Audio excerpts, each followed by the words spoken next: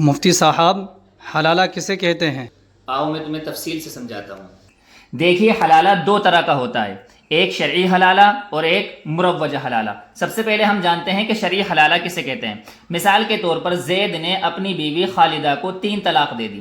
اگر ایک یا 2 طلاق دی ہے تو پھر مسئلہ الگ ہو جائے گا۔ اگر زید نے اپنی بیوی خالدہ کو 3 طلاق دے دی تو شریعت کا حکم یہ ہے کہ یہ دونوں اب ایک ساتھ نہیں رہ سکتے ہیں۔ شریعت زید کو بھی کہتی ہے کہ بھائی کہیں اور نکاح کر لے، اسی طریقے سے خالدہ کو بھی کہتی ہے کہیں اور نکاح کر لے اور اپنی نئی زندگی شروع کر، اب تیرا نکاح زید سے نہیں ہو سکتا ہے۔ لیکن یہ دونوں پھر بھی ضد کر رہے ہیں کہ نہیں جی مجھے زید ہی کے ساتھ نکاح کرنا ہے، خالدہ کہہ رہی، زید بھی کہہ رہا ہے کہ مجھے خالدہ ہی کے ساتھ نکاح کرنا، دونوں ضد کریں۔ شریعت ان کو سمجھاتی ہے کہ بھائی جس نے تمہیں 3 طلاق دے دی ہے وہ اس قابل نہیں ہے کہ اس کے ساتھ رہا جائے۔ یہ خالدہ کو شریعت بات سمجھا رہی ہے، لیکن پھر بھی یہ ضد کر رہے ہیں، زید خالد دونوں ضد کر رہے ہیں کہ نہیں جی ہمیں نکاح ہی کرنا ہے، ہمیں ساتھ میں ہی رہنا ہے۔ تو شریعت کہتی ہے کہ اب کیا کرو، انتظار کرو۔ کیا انتظار کرو؟ اب خالدہ کے پاس 2 آپشن ہیں، یا تو یہ نکاح ہی نہ کرے، اگر یہ کہیں اور نکاح نہیں کرتی ہے تو اب یہ زید کے نکاح میں واپس آ ہی نہیں سکتی اگر خالدہ کہیں نکاح نہیں کر لی۔ دوسرا آپشن یہ ہے کہ خالدہ کہیں نکاح کر لے۔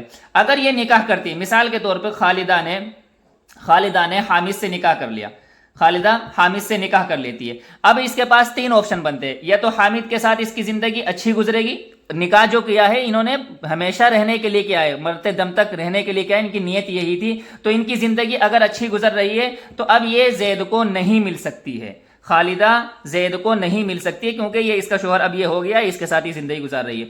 اگر اتفاق سے حامد کا انتقال ہو جاتا ہے پھر یہ خالدہ اس کی عدت گزار کر کے اس سے نکاح کر سکتی ہے، یا اسی طریقے سے خالدہ کی حامد کے ساتھ بھی نہیں بنتی ہے، طلاق ہو جاتی ہے، تو اس صورت میں بھی یہ عدت گزار کر کے زید کو مل جائے گی۔ اس کو بولتے ہیں شرعی حلالہ اصل، یعنی جب نکاح کیا جا رہا ہے وہ پراپر اس سے نکاح کر رہے ہیں کہ بھائی ہمیں ساتھ ہی رہنا ہے۔ ہمارے ہاں جو مروجہ حلالہ ہے کہ کچھ وقت کے لیے نکاح کرتے ہیں پھر اس میں ہم بستری کرتے ہیں، یہ ناجائز اور حرام ہے، اور اگر کوئی ایسا کرتا ہے تو اس کے اوپر اللہ اور اس کے رسول کی لعنت ہے، اللہ کے نبی نے اس کے اوپر لعنت فرمائی ہے۔